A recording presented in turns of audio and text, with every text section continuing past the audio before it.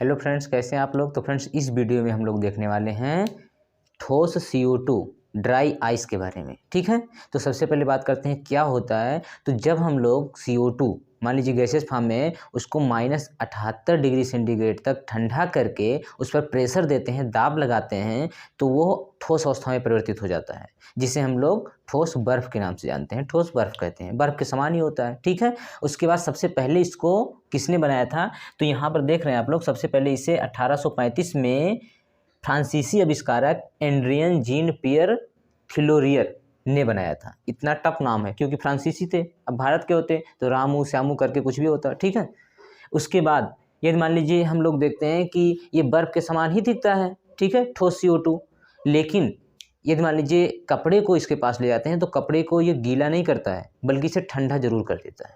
ठीक है, अब इसको हम लोग यदि चाहें कि फ्रिज में रख के बना सकते हैं ठोस CO2 को, तो ऐसा नहीं है, क्योंकि फ्रिज का जो टेम्परेचर होता है -123 डिग्री सेंटीग्रेड जाता है। लेकिन यहाँ पर देख रहे हैं आप लोग -78 डिग्री सेंटीग्रेड तक ले जाने के बाद उसके बाद प्रेशर दे रहे हैं, तब हमें ठोस CO2 ड्राई आइस प्राप्त हो रहा है।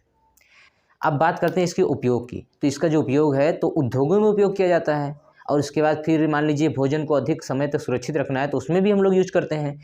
उसके बाद सबसे जो मेन इम्पॉर्टेंट है जिसको हम लोग समझना है वो होता है डरावनी मूवी जो होता है, या कुछ मूवी जो मतलब ऐसे होते हैं जिसमें बादल का सीन दिखाई देता है। ठीक है, बादल जैसा वाइट वाइट दिखता है, तो उसमें हम लोग ठोस CO2 का यूज करते हैं। मतलब हम लोग नहीं, जो भी मूवी मेकर होते हैं।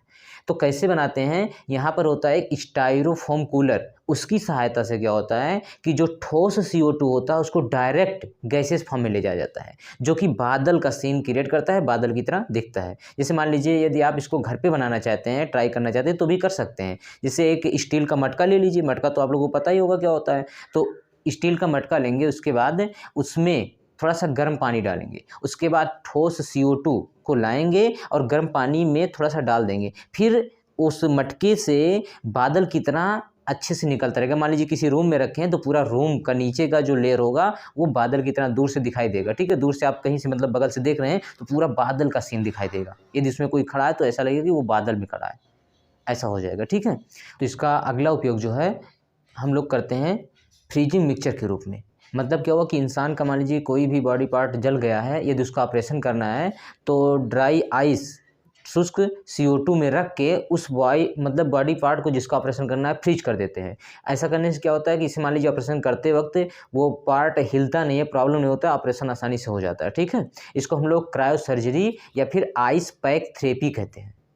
और यहाँ पर मतलब फ्रीजिंग मिक्सचर के रूप में हम लोग ड्राई आइस CO2 का यूज करते हैं, ठोस CO2, या फिर इसके स्थान पर हम लोग लिक्विड N2 नाइट्रोजन का यूज भी कर सकते हैं। ठीक है, वो भी इसी तरह से होता है। ओके फ्रेंड्स, उम्मीद है समझ में आया होगा।